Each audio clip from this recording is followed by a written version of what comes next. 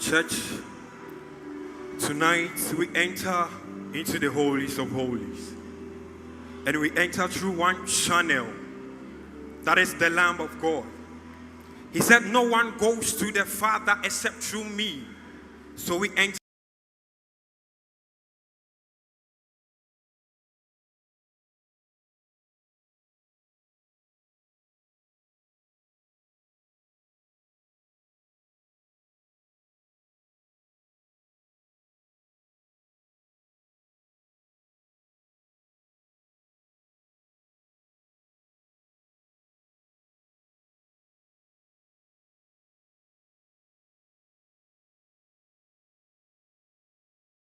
by the motions of the instrument, as his lips were in sync with the beat, as he ignored the beatings he went through.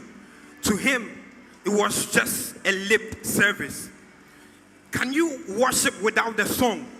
Or do you just love the chords, progressions? What exactly do you call worship?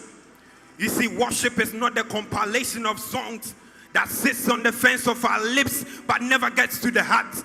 Worship is not a journal. Worship is a gene present in the DNA of the redeemed. Worship is the outpouring of our lives, led by the Spirit of God and rooted in His truth. Worship is living out our lives with reference. It is a lifestyle. Worship is not gyration nor hype.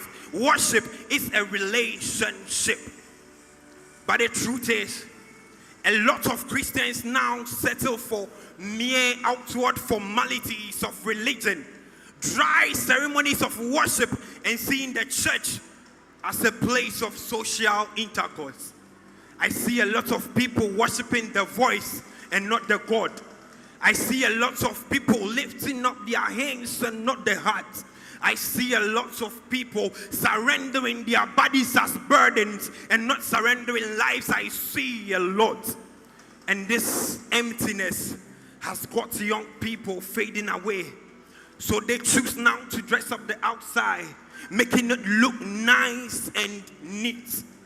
Church, wisen up. Because the next generation is rising up. And what baffles me the more is that when we are busy worshiping, when we are busy glorifying the name of our King, then others are busy criticizing and analyzing. And this set of people feels like the music magnet because they are listening to how the music is poised and not listening to the words. Potter's treasure is just a ladder to God's presence. You choose to climb or not. See, there is one who sits on the throne, whose appearance is like the crisply brightness of jasper. Out of this throne comes flashes of lightning, rumblings and peals of thunder. Around this throne are the four living creatures, offering glory, honor, and power to the one who was, the one who is, and the one who is to come. Surrounding this same throne are the 24 elders, casting down their crown, saying, "Thou art worthy, O Lord, for He created all things, and nothing created Him." So what is that problem? What is that huge situation giving you nightmares that are, quote, the greatest God of all time can do through prayer? So Haman, when Haman decided to feed the body and the blood of the Jews as juice and food to the earth, they decided to pray and didn't fall prey to his deadly action. So Haman forgets not about God's spoken word for us to pray without ceasing, especially in this season. Being on our knees doesn't mean surrender, but it is the only way that battles are won for us believers. So from now on, I want you to keep your fire burning like your snap streaks as you keep snapping to the tunes of His word every day.